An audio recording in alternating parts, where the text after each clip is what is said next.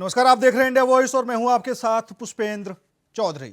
राहुल गांधी इन दिनों जर्मनी के दौरे पर हैं और बयानबाजी वही जो हमेशा उनके विदेशी दौरों में देखने को मिलती है। पिछली बार भी उन्होंने कई विदेशी दौरे किए और वहां जाकर भारत के अंदर क्या कुछ स्थिति बनी हुई है वो सारा कुछ उन्होंने वहां बताया और वही फिलहाल जर्मनी में भी देखने को मिल रहा है। जर्मनी में उन्होंने कहा है कि भारत के संस्थागत ढांचे का इस्तेमाल राजनीतिक ताकत को बढ़ाने के लिए भारतीय जनता पार्टी कर रही है। राजधानी बर्लिन में आयोजित एक कार्यक्रम में राहुल गांधी ने आरोप लगाया कि जांच एजेंसियों को हथियार की तरह इस्तेमाल किया जा रहा है। उन्होंने हरियाणा और महाराष्ट्र के विधानसभा चुनावों की विश्वसनीयता पर भी सवाल उठाए। राहुल गांधी ने कहा कि ईडी और सीबीआई ने बीजेपी नेताओं के खिलाफ एक भी मामला दर्ज नहीं किया है, जबकि उनका विरोध करने वाले लोगों के खिलाफ दर्ज किए गए मामलों को देखिए। आपको पता चलेगा कि उनमें से ज्यादातर मामले राजनीतिक हैं। राहुल गांधी ने आगे कहा कि अगर आप एक बड़े बिजनेसमैन हैं और आप कांग्रेस पार्टी का समर्थन करने की कोशिश करते हैं तो आपको डराया जाएगा, ईडी और सीबीआई आपके पास आ जाएगी। वहीं केंद्रीय मंत्री गिरिराज सिंह ने भी राहुल गांधी पर सवाल उठाया, निशाना साधा। उन्होंने कहा कि वो मोदी जी को गाली देते देते देश को गाली देने लगे हैं। बीजेपी प्रदेश अध्यक्ष ने भी लोकसभा में नेता विपक्ष और कांग्रेस सांसद राहुल गांधी पर निशाना साधा है। उन्होंने कहा कि राहुल गांधी को लोग कितना महत्व देते हैं ये पूरा देश जानता है। बीजेपी सांसद संजय जायसवाल ने भी कहा कि राहुल गांधी की जो सोच है वही रहे कांग्रेस की देश में राजनीति और विदेश में राजनीति। फिलहाल मुद्दा यही है और इस मुद्दे को लेकर क्या कुछ प्रतिक्रियाएं सामने आ रही है, एक बार वो आपको जरूर सुनाएंगे।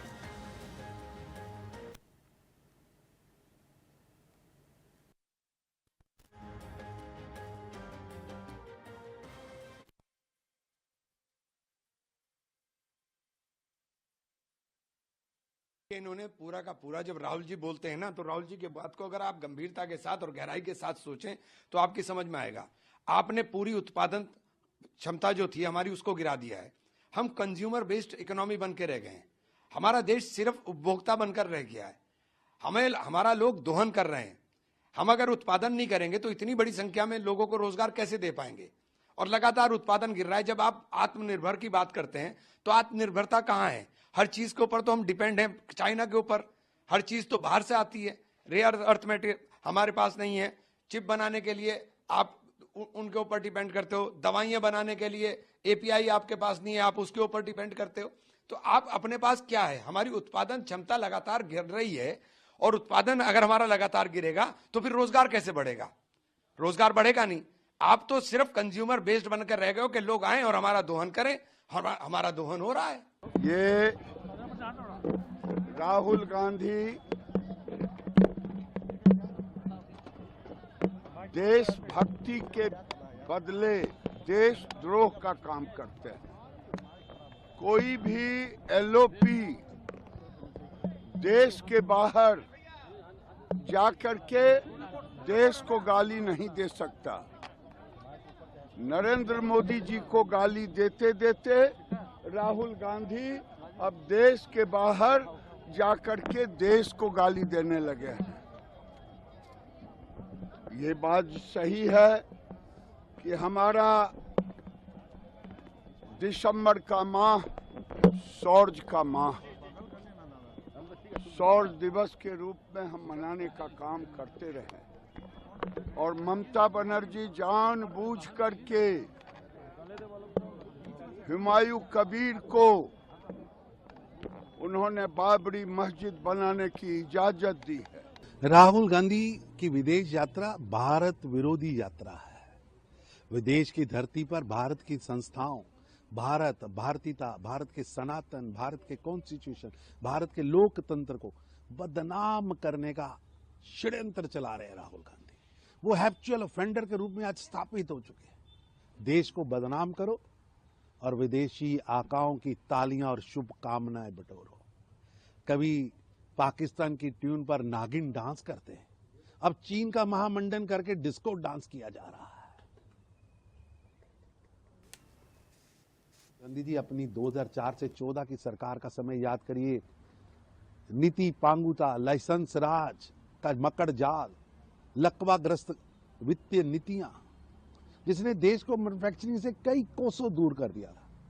लेकिन बीते 11 सालों में प्रधानमंत्री नरेंद्र मोदी जी की सरकार ने मेक इन इंडिया, वित्तीय अनुशासन, पीएलआई, आत्मनिर्भर भारत के माध्यम से उस यूपीए की गिरावट को पलटकर भारत को विश्व की सबसे तेजी से बढ़ने वाली अर्थव्यवस्था बनाया है। देखिए, इनकी आदत में कई बार ये भारत के खिलाफ बोल चुके, जबकि हम सबका ये दायित्व है कि हम हमारे देश को प्रथम मान के देश का कहीं भी अपमान हो तो हम उसको सहन नहीं करते।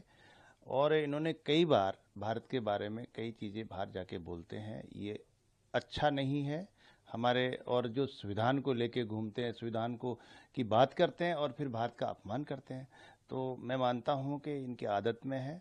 और मेरी यही सलाह होगी कि हम इस भारत में रहने वाले भारत के नागरिक हैं, वो इस भारत का अपमान नहीं सहन करेगा और हम सब मिलके भारत का मान और सम्मान बढ़ाने का काम करें। हमारे यशस्वी प्रधानमंत्री नरेंद्र मोदी जी जिस तरह से एक विकसित भारत की कल्पना ही नहीं, उनका विजन है जो कि वो साकार होने जा रहा है, इसमें हम सबका मिलकर हम सब सहयोग करें। और इस तरह के अगर राहुल गांधी जी जिस पार्टी के इतने बड़े नेता है, जो पारिवारिक नेता रहा, वो आदमी ही अगर यहाँ भारत में रह के भारत से बाहर जाकर अगर भारत के बारे में इस तरह की बातें बोले, तो ये मैं मानता हूँ कि हमारे देश के लिए ठीक नहीं है। राहुल गांधी ने एलओपी का मतलब लीडर ऑफ ऑपोजिशन से बदलकर leader of propaganda, leader of पर्यटन और लीडर ऑफ पलायन बना दिया है। क्योंकि राहुल गांधी का रोज का कार्यक्रम बन चुका है कि सोरोस के एजेंट से मिलो, उनकी झूठी बातों को उठाकर विदेश में जाकर भारत के खिलाफ भारत बदनामी ब्रिगेड की तरह उसको फैलाओ और सो जाओ। इसीलिए राहुल गांधी हर बार कभी कहते हैं कि भारत की डेमोक्रेसी समाप्त हो चुकी है, राहुल गांधी कहते हैं इंडिया की इकोनॉमी डेड है, राहुल गांधी कहते हैं सुप्रीम कोर्ट, इलेक्शन कमीशन, सारी संस्थाएं जो है वो समाप्त हो चुकी है, राहुल गांधी कहते हैं कि हम इंडियन स्टेट के खिलाफ लड़ेंगे, राहुल गांधी कहते हैं सेना की पिटाई हो गई। तो संस्थाओं का अपमान, सेना का अपमान, देश की अर्थव्यवस्था का अपमान, देश की ताकत का अपमान और चाइना का गुणगान, यही बन चुका है राहुल गांधी की पहचान। तो आज इसी मुद्दे पर करेंगे चर्चा में शामिल होने के लिए हमारे साथ भारतीय जनता पार्टी से सत्येंद्र त्यागी जी जुड़ चुके हैं, कांग्रेस से शशांक रंजन जी और राजनीतिक विश्लेषक अभिषेक अहलावत जी जुड़ चुके हैं। तीनों ही मेहमानों का बहुत बहुत स्वागत है। सबसे पहले शशांक रंजन जी, आपके पास आना चाहूँगा, सीधा सा सवाल रहेगा, मुझे ये बात बता दीजिए, क्या राहुल गांधी विदेश में चुनाव लड़ने की कोई रणनीति बनाने से लगे हुए हैं? जी नमस्कार, और हमारे पैनल में बैठे हमारे सभी साथियों को मेरा प्रणाम। मैं स्पष्ट रूप से यह बताना चाहूंगा कि राहुल गांधी जी विदेशी सरजमी से नहीं, हिंदुस्तान की भूमि से चुनाव लड़कर नेता प्रतिपक्ष के पद तक पहुंचे हैं। नहीं तो इसलिए पद पे पहुंचाया कि वे विदेश में जाके बयानबाजी करें? यह बयानबाजी का यह मतलब नहीं होता है कि वे जो है देश के अंदर ही बयान दें।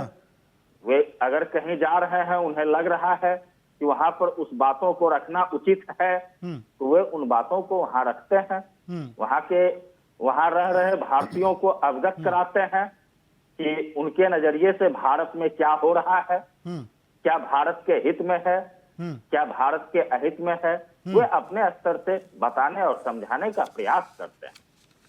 राहुल गांधी देश के अंदर जनता को नहीं समझा पाए और वहां विदेश में जाकर लोगों को समझाने की कोशिश करने से लगे हुए हैं। देश के अंदर कांग्रेस लगातार चुनाव हारती जा रही है, वो वहां जाकर रणनीति बनाने से लगे हुए हैं।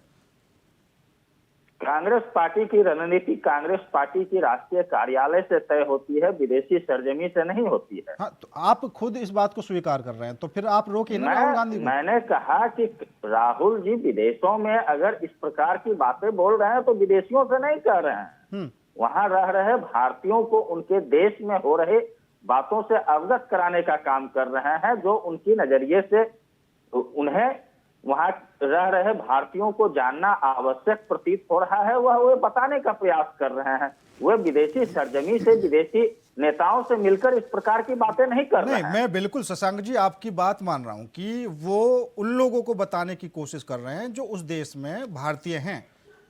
मैं भी आपको यही समझा रहा हूं कि देश के अंदर राहुल गांधी क्यों नहीं समझा पा रहे जो बात वो बाहर जाकर समझा रहे हैं। अगर वो यही बात देश की जनता को समझा दें तो कांग्रेस का कुछ ना कुछ फायदा हो जाए। अगर इस तरह का झोलमाल देश के अंदर चल रहा है तो वो वहां जाकर बोल रहे हैं कि हरियाणा चुनाव में गड़बड़ी हुई, इस वजह से हम चुनाव हार गए।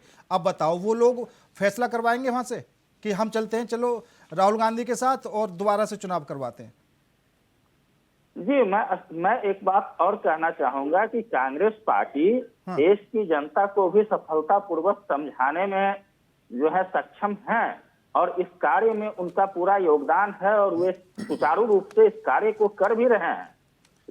अगर कांग्रेस पार्टी समय के साथ परिणाम विश्व पटल पर होगा और वह दिन दूर नहीं है जब कांग्रेस की सरकार होगी। नहीं, बिल्कुल सही बात है, जो मेहनत करेगा उसको फल मिलना भी चाहिए, ठीक है, इसमें कोई दोहराई नहीं है कि बीजेपी हमेशा सरकार में रहे। अगर आप लोग मेहनत करेंगे तो बिल्कुल आपकी सरकार आएगी।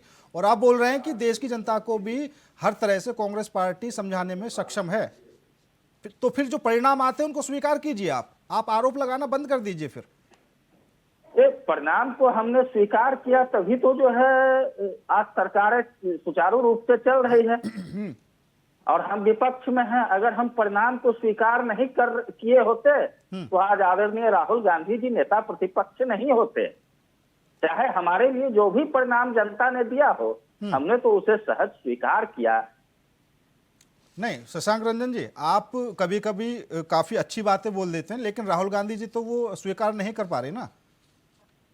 नहीं, राहुल गांधी जी ने स्वीकार किया तभी तो वे देश के नेता प्रतिपक्ष हैं, लोकसभा में नेता प्रतिपक्ष हैं। अगर उन्होंने स्वीकार किया है तो वो क्यों विदेश में जाकर बोल रहे हैं कि हरियाणा में हमारी सरकार होती, महाराष्ट्र में हमारी सरकार होती, चुनाव में धांधली हुई है? देखिए, इस बात को वे सिर्फ वही नहीं बोल रहे हैं, देश के अंदर भी इन्हीं बातों को वे परोस रहे हैं। और मैंने अभी अभी कहा कि वे विदेशी लोगों से इस बात की चर्चा नहीं कर रहे हैं, वे वहां रह रहे भारतीयों से इस बात की चर्चा कर रहे हैं। और देश की हर एक जनता को जनता से मिलना उनका कर्तव्य और अधिकार दोनों ही है। इसलिए इस पर किसी प्रकार का विवाद नहीं होना चाहिए। विवाद तो क्या मीडिया कर रही है? विवाद तो वो खुद ही करने से लगे हुए हैं और विदेश में जाके वो इस तरह की बयानबाजी करेंगे। खैर ठीक है, मैं आपके पास वापस आ जाऊंगा। एक बार डॉक्टर अभिषेक अहलावत जी की प्रतिक्रिया मैं इस पे ले लेता हूँ, वो क्या कुछ सोचते हैं राहुल गांधी के इन बयानबाजी को लेकर, क्योंकि कोई पहली बार तो है नहीं, कई बार उन्होंने विदेशों में जाकर इस तरह की बयानबाजी की है। अहलावत जी। जी पुष्पेंद्र जी, सर्वप्रथम जो बड़े भाई शशांक जी ने बातें कही उनको भी बड़ी भूरी भूरी प्रशंसा करना चाहूंगा, परंतु दुख की बात यह है कि जिस तरह के विपक्ष की हम उम्मीद रखते हैं वो शशांक रंजन जी तो रखते हैं। जैसे कि इन्होंने कहा कि राहुल गांधी जी ने जर्मनी में जाके भारतीयों को मैसेज दिया है। अरे जनाब, भारतीयों को मैसेज देने के लिए भारतीयों के नजदीक आना पड़ेगा।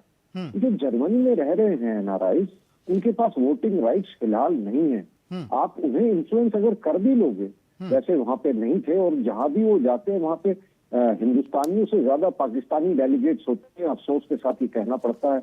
उनके इवेंट्स को जो मैनेज लोग करते हैं वो आईएसआई के साथ उनके रिश्ते जो है आए दिन मैगजीन्स और अखबारों की सुर्खियों में रहते हैं।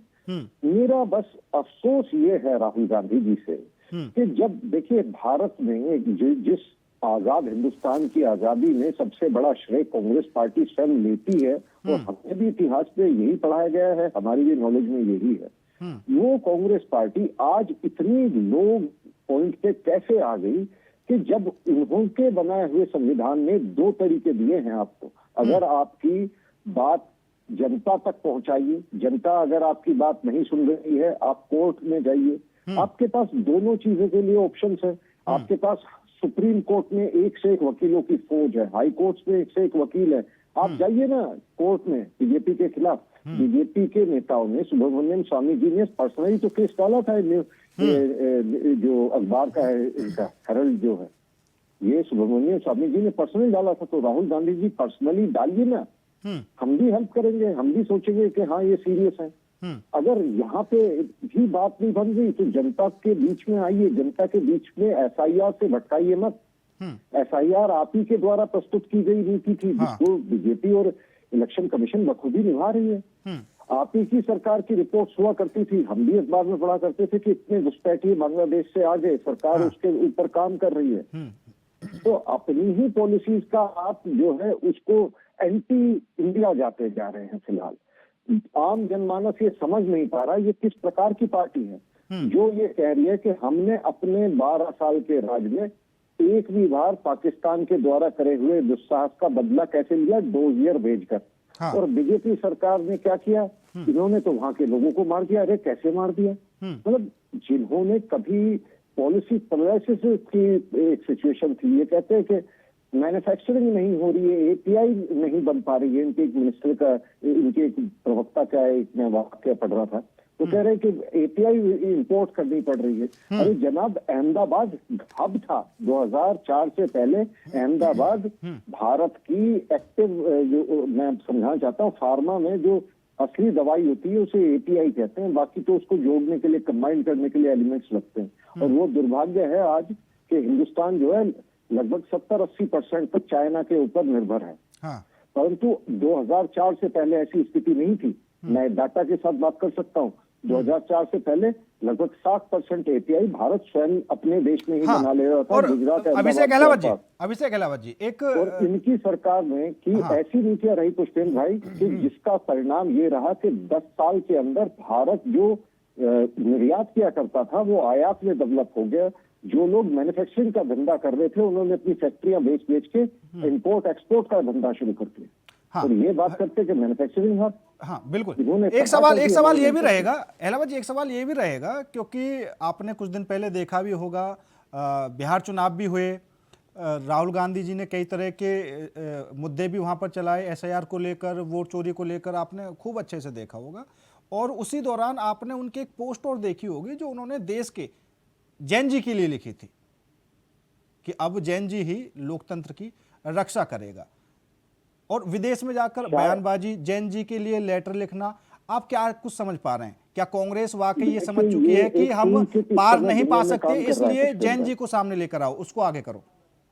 जी पुष्पेंद्र भाई, इस समय दुनिया में एक टूल किट चल रहा है कि जहां भी जिस भी देश को डिस्टर्ब करना हो वहां की जैन जी को प्रभावित कीजिए देश के खिलाफ विद्रोह करने के लिए। श्रीलंका में आप उसे देख चुके हैं, आप उसे नेपाल में देख चुके हैं, और बांग्लादेश की तो हालत अभी तक भी समझने में नहीं आ पा रही है। वहां की जनजी को इतना ज्यादा प्रभावित कर चुके हैं अपनी नीतियों के थ्रू कि वहां पे रह के विद्रोह खड़क रहे और हिंदुओं को उसका बहुत बड़ा खामियाजा उठाना पड़ रहा है। वो ही किट दोबारा आपने इससे पहले देखा हुआ किसान आंदोलन के समय किस तरीके का नंगा नाच वहां पे, एक तरीके से जो सो कॉल्ड अपने आप को किसान कहने वाले लोग थे, वो खालिस्तानी लोग जो किसान का भेष भर के वहां हमारे स्वतंत्रता के महत्वपूर्ण पर्व पे उन्होंने जिस तरीके का नंगा नाच किया वहां पे, और उसके बावजूद भी सरकार ने उन्हें माफ किया, ये उसी टूल किट का हिस्सा था पुष्पेंद्र भाई। हम और आप जैसे लोग बड़े समय से कह रहे थे कि अगर किसानों का फायदा होना है तो ये कानून बहुत जरूरी है, पर इस सरकार ने फिर भी नतमस्तक होके उन किसानों के ऊपर गोलियां न चला के, अगर कांग्रेस का राज होता, आप याद करिए क्या नहीं हुआ कांग्रेस के राज में, साधुओं के ऊपर, किसानों के ऊपर कभी भी गोलियां चल जाया करती थी। एक से एक आंदोलन की कहानियां हैं जहां घोड़े उतरवा दिए गए। लखनऊ में शिक्षकों के ऊपर घोड़े कुदवा दिए गए थे। तो ये तो कांग्रेस का शासन रहा है। ये किस तरह की बातें करते हैं। मुझे बीजेपी से कई बार शिकायत भी हो जाती है कि इन्होंने सख्त कदम क्यों नहीं उठाए इस तरीके के। ये जो आंदोलनजीवी लोग रहे, इनका भी बीजेपी के संरक्षण में वो आज भी फल फूल रहे हैं, परंतु कहीं ना कहीं कोई परिपक्वता है जो शायद हम नहीं देख पाते। बिल्कुल उनके ऊपर उन्होंने हार्ट एक्शन ठीक है अहलावत जी, देश को कहीं किसी एक खतरे से बचाया। ठीक है, आऊंगा आपके पास वापस। हमारे साथ बीजेपी से सत्येंद्र त्यागी जी भी जुड़े हुए हैं। सत्येंद्र त्यागी जी, क्योंकि अब राजनीति है, राजनीति में एक दूसरे पर आरोप तो लगाए जाते हैं, लेकिन आरोप इस तरह विदेशों में बैठकर जिस तरीके से राहुल गांधी लगा रहे हैं और भारतीय जनता पार्टी देश के अंदर से जो पलटवार करने से लगी हुई है, स्थिति क्या कुछ बनी हुई है देश की राजनीति की? पुष्पेंद्र भाई, शशांक जी, अभिषेक जी, इंडिया वॉइस के सभी दर्शकों को, सभी को राम राम, जय श्री राम, राधे राधे, नमस्कार, हर हर महादेव, भारत माता की जय, वंदे मातरम, जय श्री राम, जय श्री राम, जय जय श्री राम।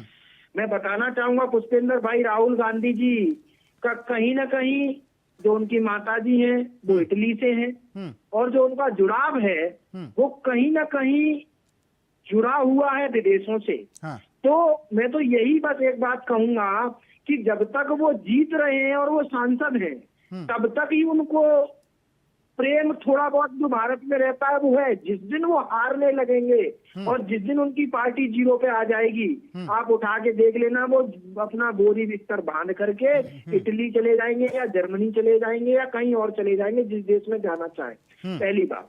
दूसरी बात कि जब भी मतलब कोई भी उनका भाषण उठा लीजिए विदेश का, जब भी वो भारत देश से बाहर गए हैं, चाहे जर्मनी गए हों, इटली गए हों, अमेरिका गए हों, यूके गए हों, कहीं भी गए हों, और उनको खुद भी पता है कि वो लोग वोट देने के अधिकार उनका भी नहीं है। जैसे अभिषेक भाई ने बताया कि जिन लोगों से वो बात करते हैं, चर्चा करते हैं, जिनको भाषण देते हैं, बयान देते हैं, जिनसे भारत देश की बुराई करते हैं, उनका कोई भी रोल इस लोकतंत्र वाले देश में नहीं है कि वो वोट भी डाल दें। उनका एक वोट भी नहीं है, और उनको जाकर के हमारे देश के बारे में बुरा भला कहना, बुराइयां बताना, ये सारी चीज क्या है?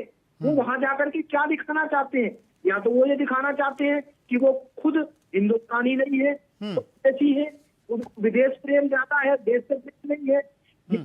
वो ये चाहते हैं कि वहां जाकर के वो जैन जैर जो जैसे नेपाल में हुआ, श्रीलंका में हुआ, बांग्लादेश में जो हो रहा है, या तालिबानियों ने जिस तरीके से अटैक किया, तो वो यहाँ ये चाहते हैं कि मैं विदेशों में जा करके ऐसे बयान दूंगा कि यहाँ की जैन जैर युवा जो है वो एकदम से उखड़ जाएगा और मोदी जी को तुरंत कुर्सी से गिरा देगा। तो इनकी जो मानसिकता हो गई है कि मोदी जी की बुराई करते करते, भाजपा की बुराई करते करते, आरएसएस की बुराई करते करते ये देश की बुराई करने लगे हैं। ये जब भी जाते हैं, जहां भी जाते हैं, हमेशा देश की बुराई करते हैं।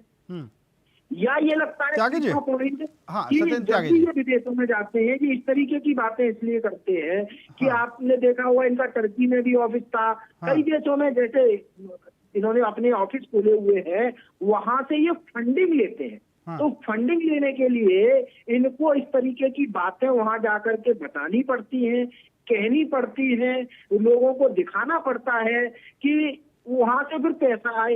यदि वो ऐसी बात नहीं करेंगे तो जो इनके मित्र हैं, जो इतना सारा इनको पैसा देते हैं, वो पैसा देना बंद कर देंगे, फंडिंग देना बंद कर देंगे। तो मेरे भाई सत्येंद्र त्यागी जी, ये तो हो गई राहुल गांधी की बात, और उनको आज से नहीं काफी समय से देख रहे हैं, और उनके कुछ देशों के वो बयान भी हैं जो मैं आपको बताऊंगा अभी। लेकिन दूसरा ये कि अगर हम सरकार की भी बात करें तो अब वो भी कुछ अलग तरीके की राजनीति करने लगी है। अब आप ये बताइए, मनरेगा का नाम बदलने की क्या जरूरत थी? जी राम जी, समझ में नहीं आया कुछ। देखिए, यदि कोई भी काम हो रहा है, चाहे वो राम जी के नाम पे हो रहा हो या मनरेगा के नाम पर हो रहा हो, लेकिन इससे आपत्ति तो नहीं उठानी चाहिए ना। एक काम हो रहा है, लोगों को काम मिल रहा है, तो इससे दिक्कत भी क्या है?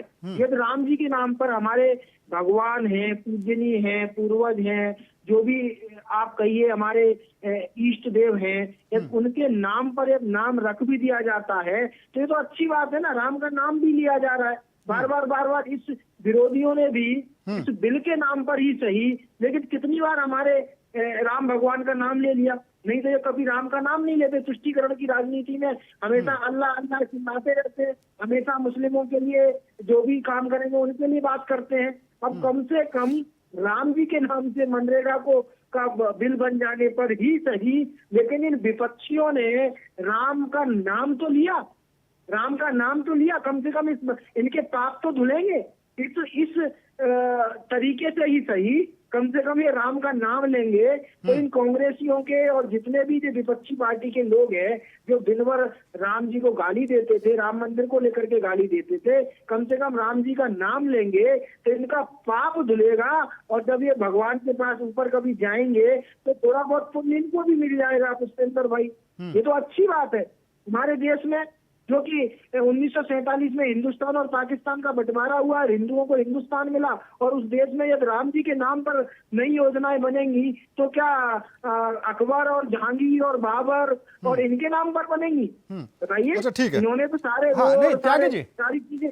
नहीं त्यागी जी, मैं ये बोल रहा हूँ कि मनरेगा का नाम आपने जी राम जी कर दिया, ठीक है, क्योंकि चलिए ठीक है, जी राम जी कर दिया, आप बोल रहे हैं कि अब विपक्ष भी जी राम जी बोलेगा।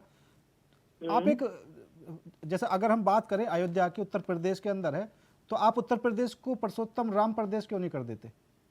देखिए, किया है ना, कई जगह पर नाम चेंज किए गए, धीमे धीमे हो भी रहे हैं, और जहाँ पर लगेगा हमारे। और दूसरा ये, राम जी के नाम से किसी को आपत्ति नहीं है त्यागी जी, राम जी के नाम से किसी को आपत्ति नहीं है। आपत्ति ये है, अभी शशि थरूर का जब बयान सामने आया तो उन्होंने बहुत अच्छी बात कही थी। उन्होंने कहा था कि अगर आप कोई योजना बना रहे हैं या फिर आप कोई भी नाम बना रहे हैं, या तो आप उसको इंग्लिश में रखिए या आप हिंदी में रखिए। आपने जी राम जी मिलान करने के लिए आधा उसमें इंग्लिश में डाल दिया, आधा हिंदी में डाल दिया। आप पढ़ना पूरा क्या?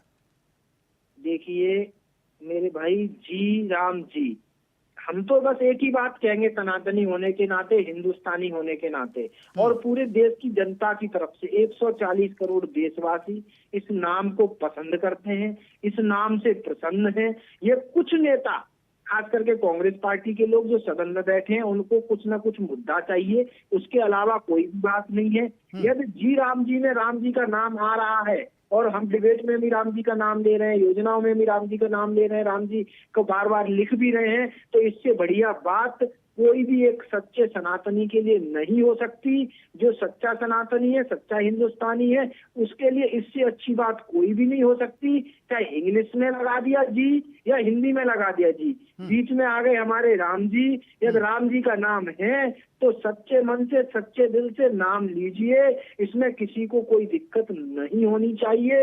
यदि उनको अब भी दिक्कत है तो जो राम का नहीं वो किसी काम का नहीं, और वैसे ही जनता ने बता दिया है, और फिर भी विरोध करिए। राम मंदिर पर विरोध किया, 370 पर विरोध किया, जी राम जी पर भी विरोध कर रहे हैं, मोदी जी को भी गाली दे रहे हैं, योगी जी को भी गाली दे रहे हैं, वंदे मातरम का भी विरोध कर रहे हैं। तो ऐसे लोगों का तो कोई धर्म ही नहीं है, कोई विचारधारा ही नहीं है। इनको तो सिर्फ पसंद है कसाब जैसे लोग, आतंकवादी जैसे लोग, जो इनके जो वकील होते हैं और रात के 12-12 बजे सुप्रीम कोर्ट को खुलवाते हैं, उनकी फांसी से उनको बचाने का काम करते हैं। इनको सिर्फ वही पसंद है, वक्फ बोर्ड पसंद है, हज की सब्सिडियां पसंद है, और मतलब अल्लाह अकबर के नारे पसंद है। इनको Akbar road, Jahangir road, Babur road, Babri Masjid, ये सारी चीजें पसंद है। या जी राम जी कहीं पर आ गया, राम जी का नाम आ गया, तो इनको दिक्कत हो रही है मेरे भाई। मेरे हिसाब से तो दिक्कत होनी ही नहीं चाहिए। राम जी का नाम आ गया तो साफ स्वीकार करना चाहिए कि कम से कम राम जी का नाम तो आ रहा है, इस बात ही सही। ठीक है, बिल्कुल समझ गया आपकी बात। और त्यागी जी, मेरा मानना यह है कि जब कोई इंसान मुसीबत में होता है तो सबसे ज्यादा भगवान को वो याद करता है। सही बोल रहा हूँ या गलत बोल रहा हूँ? बिल्कुल बिल्कुल होता है ना।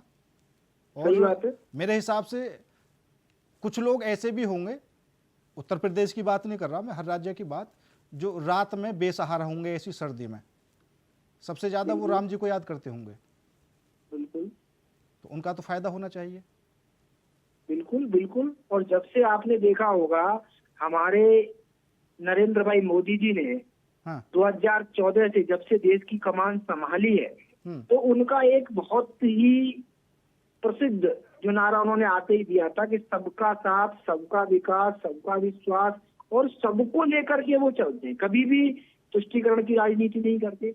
कोई भी गरीब कल्याणकारी उनकी योजनाएं, जितनी जन कल्याणकारी योजनाएं आती हैं, कभी आपने ये नहीं देखा होगा पूरे देश में कि ये सिर्फ इस जाति के व्यक्ति को मिलेगी, इस जाति के व्यक्ति को नहीं मिलेगी, इस धर्म के व्यक्ति को नहीं मिलेगी, इस धर्म के व्यक्ति को मिलेगी, इस समुदाय के व्यक्ति को मिलेगी, इस समुदाय के व्यक्ति को नहीं मिलेगी।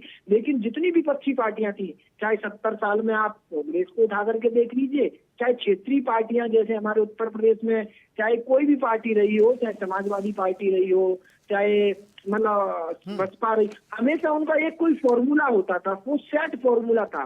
कभी एम.वाई के रूप में, कभी मतलब कहीं ना कहीं कुछ ना कुछ ऐसे फॉर्मूला होते थे। जो भी योजनाएं आती थी, वो उनके या तो मिलने वालों को फायदा मिलता था, या उस विशेष जाति को फायदा मिलता था। मैं त्यागी जी आपको ये कहना चाहता हूँ, योजना का फायदा ले ही नहीं सकता था। ठीक है त्यागी जी, मैं आपको ये कहना चाहता हूँ कि ये जो भगवान श्री राम है, इनका ठेका भारतीय जनता पार्टी ने नहीं लिया है। ठीक है, वो सभी के हैं, वो हमारे भी हैं और वो दूसरे के भी हैं, विपक्ष के भी हैं, जो उनको सच्चे मन से मानता है वो हर किसी के हैं। ठीक है, वो दौर भी देखा था अयोध्या में जब राम मंदिर बना था, रास्तों का जो चौड़ीकरण हुआ था, वहाँ पर जो भगवान राम के दर्शन के लिए पहले से 70-80 साल पुरानी दुकानें थी, उन दुकानों को भी हटवाया गया था, पता आपको? देखिए पुष्पेंद्र भाई, जब किसी भी शहर का विकास होता है तो विकास कहाँ से जाता है? विकास सड़कों से होकर के जाता है।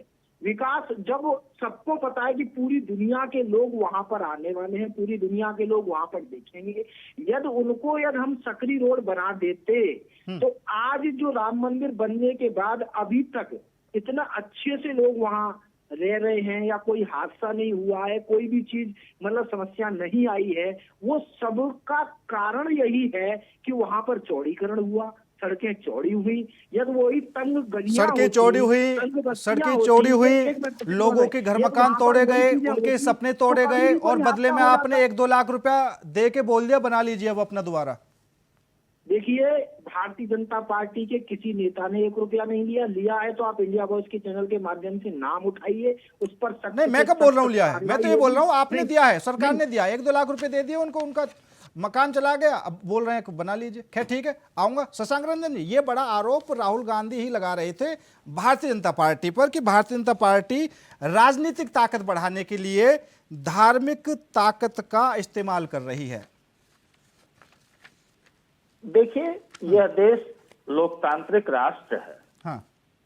और धर्मनिरपेक्षता को गले लगाने का काम भारत भूमि पर स्वतंत्रता काल से चली आ रही है।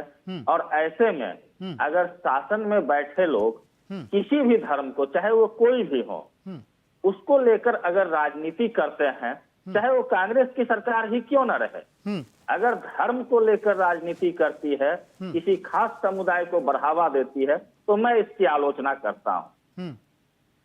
जी, तो सबसे पहले आपको कांग्रेस की आलोचना करनी चाहिए इस हिसाब से, आरोप तो आप पर भी लगे हैं। मैं उन सभी प्रकार के राजनीतिक दलों की आलोचना करता हूं, कांग्रेस पार्टी सहित सभी प्रकार के राजनीतिक दलों की आलोचना करता हूं, जो किसी न किसी प्रकार से किसी न किसी धर्म को बढ़ावा दे रही है। और दूसरा ये कि अगर कोई पार्टी धर्म की ताकत से राजनीति कर रही है तो भैया जनता संतुष्ट है, जनता ही जिताकर भेज रही है, इसमें किसी को आपत्ति तो नहीं होनी चाहिए। देखिए, यह जो है आपत्ति तो नहीं ही होनी चाहिए। अगर जनता को जो है धार्मिक राजनीति पसंद है तो इसका भी सम्मान होना चाहिए। लेकिन राजनेताओं को इस बात का ख्याल रखना चाहिए कि हमारा राष्ट्र धर्मनिरपेक्षता की बात करती है, हमारा संविधान धर्मनिरपेक्षता की बात करती है, इसलिए धार्मिक बातों को राजनीति से दूर रखा जाए। ठीक है, डॉक्टर अभिषेक अहलावत जी, आप क्या कुछ कहेंगे? राजनीतिक ताकत बढ़ाने के लिए बीजेपी धार्मिक ताकत का इस्तेमाल कर रही है, ये राहुल गांधी का वहीं से बड़ा आरोप है। देखिए, बीजेपी को कुछ भी करने की आवश्यकता नहीं है। ये जो एक्रोनिम के में राम जो ढूंढा है, ये बीजेपी ने शायद या तो प्लांट किया है या फिर विपक्ष वाकई में इतना, मेरे ख्याल से इस समय मेंटली अनस्टेबल चल रहा है, उसको समझ नहीं आ रहा है कि हम करें तो करें क्या। इस विषय को तूल देने का काम विपक्ष ने किया जब खड़गे जी ने कहा कि मैं अपनी माँ की कसम खाता हूँ, जब तक इसे बदलवा नहीं दूंगा तब तक मैं चैन से नहीं हूँ। क्या जरूरत थी माँ की कसम खाने की और इस तरीके का बयान देने की? ये वहीं पे केस खत्म हो गया था। आपको अगर डिस्कस करना था जो मेरिट्स थी इस बिल की, आपने जो मनरेगा बनाया था उसमें आपने कुछ बढ़िया चीजें बता रखी थी जिसे इस बिल में बदला गया। ये चीजें आपको हमें जनता को बताना चाहिए था, हम आपके पीछे जाके खड़े हो जाते। आप किस बात पे अड़ गए कि नहीं जी इसके नाम में इन्होंने राम डाल दिया है और महात्मा गांधी को भूल गए हैं। अरे जिस महात्मा गांधी का आप नाम लेते हैं, जिसके सरनेम को आपकी फर्स्ट फैमिली ने अडॉप्ट कर लिया है, उनके आखिरी शब्द हे राम थे। अगर उनके नाम से कोई योजना अगर बन भी जाती है तो उसको तूल देने की क्या आवश्यकता है कि मैं अपनी माँ की कसम खाता हूँ। बेचारे खड़गे जी की इतनी हिम्मत है, वो अपनी माँ की कसम खा सकते हैं बिना राहुल गांधी जी के आदेश के। आप उनको इतनी बड़ी कस्में खिला दे रहे हैं। जिस पिच पे सहवाग छक्के पे छक्के लगाता है, वो पिच आप बीजेपी को बना के देते हैं। शशांक जी, आपके नेतृत्व को हो क्या गया है? जिस पिच पे आप सबसे ज्यादा कमजोर हैं, आप वो पिच तैयार करते हैं सहवाग को खिलाने के लिए कि सहवाग आए और आपकी बॉलिंग की धज्जियां उड़ा दे। बीजेपी को जब भी आप इस तरीके से एम फैक्टर के ऊपर आप अपने आप को स्ट्रॉन्ग करने की कोशिश करोगे, आप भूल जाते हो कि जो एच फैक्टर है, जो हिंदुत्व का फैक्टर है, वो तभी कंसोलिडेट होना शुरू हो जाता है जब आप मुस्लिमों पे अधिक फोकस करते हैं। क्यों आपको राम का नाम का, अगर आपको दिख भी रहा है एक्रोनिम में राम, तो उसका विरोध करना क्यों? राम आखिरी शब्द थे महात्मा गांधी से तो बड़े ही है ना प्रभु श्री राम, ये तो आप भी मानेंगे। अगर किसी योजना में राम जी का नाम आ भी गया तो इसमें शिकायत क्या है? नहीं, बिल्कुल एलावत जी, आपकी बात ठीक है, और भगवान श्री राम से तो किसी को कोई आपत्ति होनी नहीं चाहिए, ठीक है, और ना ही जी राम जी के नाम से आपत्ति है। लेकिन मेरा सवाल ये है कि इन्होंने ये तोड़ मरोड़ कर जो नाम सेट बैठाया, भाई या तो आप कुछ ऐसा मतलब निकालते जो सीधा सीधा जय श्री राम बैठता, राम जी बैठता, जी राम जी बैठता, लेकिन इन्होंने आधा विकसित भारत गारंटर फॉर रोजगार एंड आजीविका मिशन ग्रामीण, अब आधा इसमें इंग्लिश में कर दिया, आधा हिंदी में कर दिया। ये तो मात्र ये चीज सेट करने की कोशिश कर रहे हैं कि किसी भी तरह जी राम जी मतलब निकल जाए। ये मैं कहूंगा कि जो थिंक टैंक जिन्होंने तैयार किया, मैं उनको भूरी प्रशंसा करना चाहूंगा। ये बीजेपी ने गुगली फेंकी कि इसमें राम तुम ढूंढो। कांग्रेस पार्टी ने उस गुगली को पकड़ा नहीं, उसमें आगे पैर धरा के इन्होंने वो छक्का मारना चाहा और वो लपक ली बीजेपी ने दोबारा से। अरे राम जी का नाम इन्होंने, मैं मानता हूं इन्होंने ये विपक्ष को उलझाने के लिए डाला, इसकी मेरिट्स और डीमेरिट्स पे तो चर्चा ही नहीं हो रही। आप बताइए कोई इस पे चर्चा कर रहा है कि भैया ये जो इन्होंने नया नाम वाली परियोजना शुरू करी है, इसमें ये खामियां हैं। आप बताइए किसी भी पक्ष के किसी नेता ने या हमारे शशांक भाई, चर्चा होगी क्यों? चर्चा होगी क्यों? क्योंकि जब चर्चा करने का समय आता है, उसी समय राहुल गांधी तो विदेश चले जाते हैं। बिल्कुल, अभी भी स्थिति वही बनी हुई है। वो अभी मैं भी यही जानना चाहता हूँ, शशांक भाई बता दे, चले मैं तो मान लूंगा कि उनके पर्सनल प्रतिनिधि हैं, कि ये जो इन्होंने नई एक्ट लाई है इसमें खामियां क्या हैं? इन्होंने ऐसा क्या नया बदलाव किया है जो कि देश की जनता के लिए गलत है? मैं शशांक भाई से जानना चाहूंगा। धन्यवाद।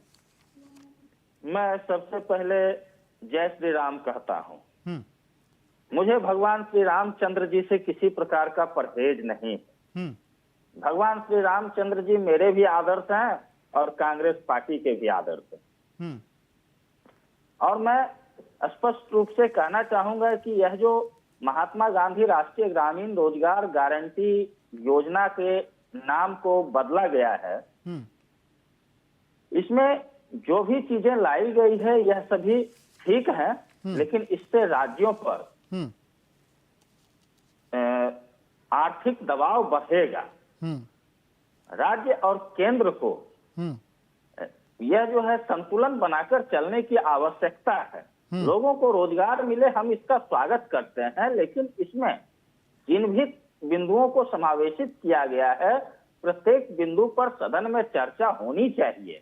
अगर सदन में नेता प्रतिपक्ष नहीं है तो सदन में विपक्ष के उपनेता जरूर हैं, जो कि विपक्ष के नेता के स्थान पे चर्चा करने के लिए हैं। आप उनसे चर्चा कीजिए।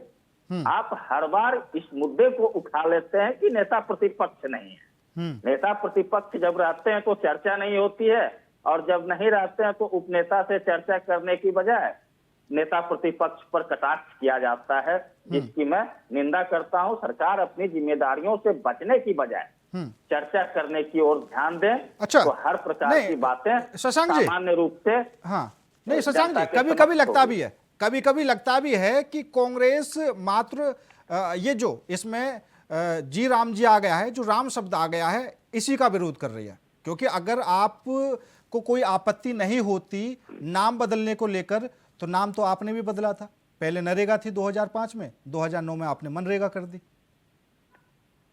देखिए, हमने अभी कहा है कि हमें नाम से कोई आपत्ति नहीं है। हमें भगवान श्री रामचंद्र जी अपना आशीर्वाद प्रदान कर रहे हैं। हमारे आदर्श हैं, हमारे राजा हैं। भारत भूमि पर एक ऐसे प्रतापी और चक्रवर्ती सम्राट रहे हैं जिनकी युगों युगों के पश्चात भी चर्चा होती है, जिनके शासन की दुहाई दी जाती है कि हम इनके शासन की तरह अपना शासन कायम करेंगे, तो भला भगवान श्री रामचंद्र जी से कैसे हमें आपत्ति हो सकता है? हमें नाम से कोई आपत्ति नहीं है। इसमें जो प्रावधान किए गए हैं, इन प्रावधानों पर सरकार को चर्चा करने की आवश्यकता है, जिससे जनता को पिछली प्रावधानों और वर्तमान प्रावधानों में अंतर का पता चल सके। नहीं, अगर राज्य सरकारों को आपत्ति हो सकती है, राज्य सरकारों पर किसी तरह का बोझ बढ़ सकता है, तो आप क्यों टेंशन ले रहे हैं? आपकी तो एक दो राज्य में सरकार है। सरकारें जहां भी रहे, हाँ, आज नहीं है कल तो होगी। हाँ, और आज जो सरकारें हैं, हो सकता है वो विरोध में हो, लेकिन खुलकर सामने नहीं आ पा रहे हैं। तो इन चीजों पर जो है खुला चर्चा होना चाहिए। देश हित की चीजें हैं, देश के सामने लाकर जो है इस पर खुली चर्चा करते हुए देश को समर्पित किया जाना चाहिए। तो खुली चर्चा के लिए तो बीजेपी हमेशा कहती रही है, जब भी चर्चा का समय आता है राहुल गांधी विदेश चले जाते हैं। समस्या तो यही है ना, आपको चर्चा करनी तो आप एक बार चर्चा कर लीजिए। सदन में विपक्ष के उपनेता भी होते हैं, सिर्फ विपक्ष के नेता नहीं होते हैं, विपक्ष के उपनेता भी होते हैं। आप उपनेता से चर्चा करें, उपनेता से चर्चा करें, ये आप बयान बोल रहे हैं कि विपक्ष में उपनेता भी होते हैं, उनसे चर्चा की जाए। तो राहुल गांधी क्यों बार बार बोलते हैं कि नहीं, प्रधानमंत्री जी को मेरे सामने मैं उनका इंटरव्यू करूंगा, वे मेरे सवालों का जवाब देंगे? भैया और भी तो मंत्री हैं, और भी तो गृह मंत्री हैं, रक्षा मंत्री हैं, और भी तो सांसद है, उनसे चर्चा कर लीजिए आप। जब खुद की बारी आई तो दूसरे नेता से चर्चा हो जाएगी, जब प्रधानमंत्री की बारी आई तो राहुल गांधी प्रधानमंत्री से जवाब मांगेंगे। देखिए, वे स्पेसिफिकली प्रधानमंत्री जी से सवाल करना चाहते हैं, हाँ। लेकिन जब विपक्ष की बात आती है तो विपक्ष की ओर से सिर्फ विपक्ष के नेता ही नहीं, विपक्ष के अन्य सदस्य भी हैं। और अगर प्रधानमंत्री जी के बदले में सत्ता पक्ष के कोई सांसद राहुल जी से बहस करना चाहते हैं, तो उन्हें राहुल जी से अपनी बातों को अवगत कराते हुए चर्चा में शामिल होने का प्रस्ताव भेजना चाहिए। ठीक है त्यागी जी। देखिए, सबसे पहले मैं कांग्रेस के प्रवक्ता भाई शशांक रंजन जी की बात का खंडन करता हूं, जो अभी कह रहे थे कि हमें नाम से दिक्कत नहीं है। इनके राष्ट्रीय अध्यक्ष खड़गे जी इस बात की कसम खाते हैं, अपनी माँ की कसम खाते हैं कि मैं इसको नाम को बदलवा के रहूंगा। अब ये बताइए कि कौन सही बोल रहा है? अब राहुल गांधी सही बोलते हैं, खड़गे जी सही बोलते हैं, या टीवी पर चैनलों पर आकर के शशांक भाई जैसे लोग जो प्रवक्ता बने जय श्री राम बोल रहे हैं, और इनके राष्ट्रीय माँ की कसम खा रहे हैं, तो भाई इनकी तो ना तो कोई विचारधारा है, ना कोई नीति है, ना कोई नियम है, ना कोई नेता है, ना कोई मानने वाला, ना कोई सुनने वाला। इस बात से तो यही सिद्ध हो जाता है कि जो व्यक्ति इनके राष्ट्रीय अध्यक्षों को दिक्कत है और ये कह रहे हैं कि दिक्कत नहीं है। भाई पहली बात। दूसरी बात, जो बात कर रहे हैं कि राहुल गांधी जी नहीं है, अरे भाई उन पर ऐसा कौन सा काम है, ऐसी कौन सी अर्जेंसी है कि विदेश जाना पड़ता है? अरे भाई, वो विदेश में जाकर के स्टूडेंट्स को बयान न दें, यदि उनको लगता है कि देश में इतनी गलतियां, इतनी खामियां, इतना सब कुछ हो रहा है, तो देश में रहे ना, यहाँ पर बहस करें। नेता प्रतिपक्ष क्यों बन गए? यदि इतना ही तो नहीं बनते। नेता प्रतिपक्ष बने हो तो आपको हर जो भी सदन में कोई भी बिल आ रहा है, कोई भी, तो आप बहस करिए ना। उसमें देश के विकास के लिए, राष्ट्र के विकास के लिए क्या चीजें अमेंडमेंट होनी चाहिए, क्या चीजें बदली जानी चाहिए, कि जो विपक्ष का एक काम होता है, यदि कोई खामियां बिल को पढ़िए, समझिए, जनता को बताइए। यदि कोई खामियां है तो जनता को नहीं, सरकार को भी बताइए, सत्ता को बताइए, मोदी जी को बताइए कि नहीं, इसमें ये अमेंडमेंट होना चाहिए, ये इसमें खामियां हैं, ये देश की जनता के लिए जरूरी है। लेकिन आज तक आपने 2014 से लेकर अभी तक एक बार भी ऐसा नहीं देखा होगा, जबकि हम लोग भी, भाजपा भी रही है विपक्ष में, भाजपा ने हमेशा, चाहे अटल बिहारी वाजपेयी जी रहे हो, चाहे जितने हमारे नेता रहे हो, वो हमेशा समर्थन करते थे। अब अच्छी चीजें जब आती थी, अच्छा बिल जब आता था, तो हमेशा समर्थन करते थे। लेकिन ये लोग, इनको तो सिर्फ विरोध कर, कुछ भी आ जाए इनको खुद नहीं पता होगा। जैसे अभी अभिषेक भाई ने पूछा शशांक जी से कि आप ये बता दीजिए कि जी राम जी जो बिल है उसमें खामियां क्या है, तो नहीं बता पाए। मैं कहता हूँ ये थोड़ी इनके राष्ट्रीय अध्यक्ष राहुल गांधी जी से कोई पूछ ले, माइक रख करके, यदि हो सके पुष्पेंद्र भाई, अगर आपके पत्रकार वहां है तो ये पूछ लेना एक बार राहुल गांधी जी से या प्रियंका गांधी जी से कि इस बिल की जरा खामियां बताएं। वो खामियां नहीं बता पाएंगे। उनको दिक्कत सिर्फ किससे है? नाम से। वो भी दिक्कत क्यों है? क्योंकि ये एक विशेष समुदाय के वोट से ही सांसद बनते हैं। प्रियंका गांधी जी पूरा उत्तर प्रदेश छोड़ करके वायनाड में गई, क्योंकि उनको पता था कि वहां से जीत जाएंगी। विशेष समुदाय हमेशा उनके साथ खड़े रहते हैं, ये लोग उनकी बातें करते हैं, तो उनका वोट मिल जाएगा, जीत जाएंगे। लेकिन ये नहीं समझ पा रहे हैं कि देश के लिए क्या जरूरी है, देश हित में क्या जरूरी है। एक बात मैं और पूछना चाहूंगा शशांक भाई से, प्रियंका गांधी जी फिलिस्तीन का बैग लेकर के तो सदन में चली गई थी, लेकिन अभी बांग्लादेश में इतनी निर्मम मतलब हत्या की गई, वो व्यक्ति दलित भी था। मैं समाजवादी पार्टी के भाई जी, मैं उनसे भी पूछना चाहता, वो व्यक्ति दलित भी था, हिंदू भी था, अल्पसंख्यक भी था, जो पीडीए की बात करते हैं, या ये लोग जैसे फिलिस्तीन को लेकर के इनकी प्रियंका गांधी जी एक थैला लेकर के सदन में चली गई। क्या बांग्लादेश में जो इस तरीके से हो रहा है, क्या इनका कोई नेता कोई बयान देगा उस पर? कोई नेता थैला लेकर के, बैग लेकर के, कुछ लेकर के आवाज उठाएगा? नहीं उठाएगा भाई, क्योंकि इनको हिंदुओं से ज्यादा मुसलमानों से डर है कि कहीं इन्होंने बांग्लादेश और पाकिस्तान के आतंकवादियों के खिलाफ भी बोला, बांग्लादेश पाकिस्तानियों के मुसलमानों के खिलाफ भी बोला, तो इनको ये डर रहता है कि हिंदुस्तान के मुसलमान इनको वोट नहीं देंगे।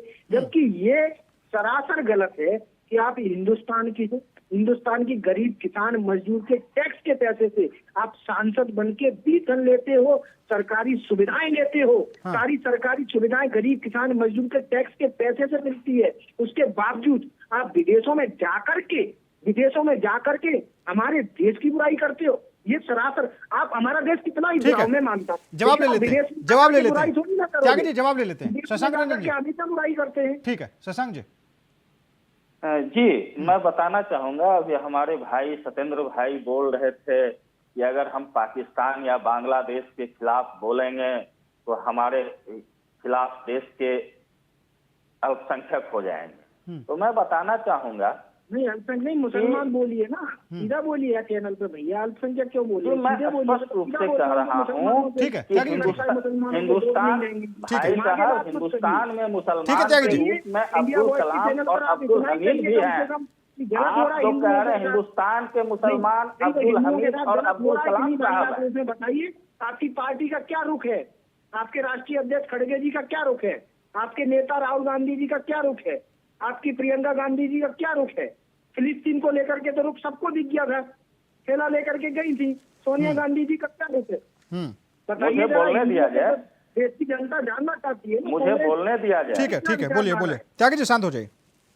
जी, मैं स्पष्ट रूप से कहना चाहूंगा कि हिंदुस्तान के मुसलमान अब्दुल हमीद और अब्दुल कलाम साहब जैसे लोग हैं, और मुझे याद आती है भारतीय जनता पार्टी मुझे बोलने दिया जाए, मुझे बोलने दिया जाए। त्यागी जी एक बार सुन लीजिए, मुझे याद आती है पाकिस्तानी सीमा की एक घटना, जब दो सगे भाई आमने सामने हुए थे। मैंने कहीं पढ़ा है, मुझे याद आती है पाकिस्तानी सीमा पर घटित वो घटना, जब हिंदुस्तानी और पाकिस्तानी भाई आमने सामने हुए थे और हिंदुस्तान की फिलिस्तीन को लेकर के सीमाओं की रक्षा करते हुए उसी हिंदुस्तानी भाई ने अपने पाकिस्तानी भाई को मौत पे घाट उतारा था, और आप इस प्रकार की बातें कर रहे हैं, यह उचित नहीं है। मेरा सवाल क्या था शशांक भाई? मेरा सवाल ये नहीं था, सवाल का जवाब आपने दिया नहीं। कांग्रेस पार्टी का हिंदुओं को लेकर के क्या रुख है? तो पाकिस्तान और बांग्लादेश में अत्याचार हो रहे हैं, खास करके अभी इस तरीके के वीडियो जो आ रहे हैं, क्या मतलब आपके नेता कोई बैग पर प्रिंट करके जाएंगे लेकर के सदन में कि नहीं जाएंगे? आप लोग बहुत विरोध कर रहे थे फिलिस्तीन का और सब का, हर चीज का आप विरोध करते हैं। बांग्लादेश को लेकर के आपका कोई रुख है? ये सवाल था मेरा। शशांक जी, कांग्रेस पार्टी बांग्लादेश और पाकिस्तान नहीं, हिंदुस्तान की जनता की चिंता करती है, और हम यही सवाल यही है दरअसल। शशांक जी, हाँ, मैं एक बात फिर से स्पष्ट रूप से कहना चाहूंगा, कांग्रेस पार्टी की विचारधारा है, हमें न हिंदू न मुसलमान चाहिए, हमें प्यारा हिंदुस्तान चाहिए। नहीं, बिल्कुल आपने सही बात कही कि आपको हिंदुस्तान की जनता की ज्यादा फिक्र है। यही बात मैं कब से बोल रहा हूं कि अगर आपको हमारे यहाँ की जनता का ख्याल सबसे ज्यादा है, तो फिर आप क्यों विदेश में जा रहे हैं? ठीक है, आप यहाँ के मुद्दे उठाइए, लेकिन यहीं पर उठाइए, आप चर्चा कीजिए, लेकिन यहीं पर कीजिए। आप सत्ता पक्ष से जवाब मांगिए, लेकिन यहीं पर मांगिए। नहीं शशांक जी, आप अपने ठीक बच्चों है, की, आप ठीक परिवार की है, बुराई समय भी ना कम है। करो, डॉक्टर सब अभिषेक करोगे। अहलावत जी, लास्ट कमेंट।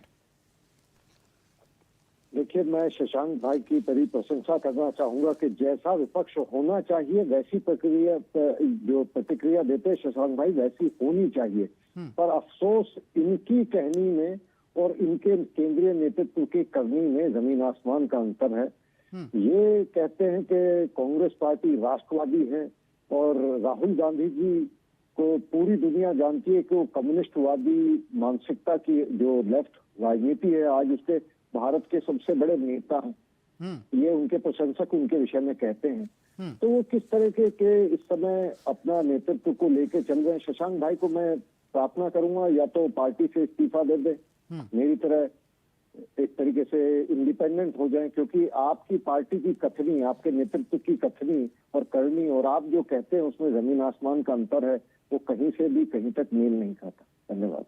चलिए ठीक है, डॉक्टर अभिषेक अहलावत जी, शशांक रंजन जी और सत्येंद्र त्यागी जी, आप तीनों ही मेहमानों का बहुत बहुत धन्यवाद मेरे साथ इस खास चर्चा में जुड़ने के लिए। लेकिन राहुल गांधी के विदेश दौरे को लेकर फिलहाल देश में सियासी भूचाल आ चुका है और बयानबाजी भी एक दूसरे पर लगातार की जा रही है। जिस तरीके से राहुल गांधी ने विदेशी धरती से फिर वही पुराने सवाल उठाए और सरकार पर निशाना साधा, अब देश के अंदर से जो बयानबाजी शुरू हो चुकी है भारतीय जनता पार्टी की तरफ से भी राहुल गांधी पर अब निशाना साधा जा रहा है। हालांकि राजनीति है, राजनीति में अगला मोड़, अगला कदम आखिर कौन सा होगा वो भी देखा जाएगा। फिलहाल मेरे साथ इस खास पेशकश में रहें। नमस्कार।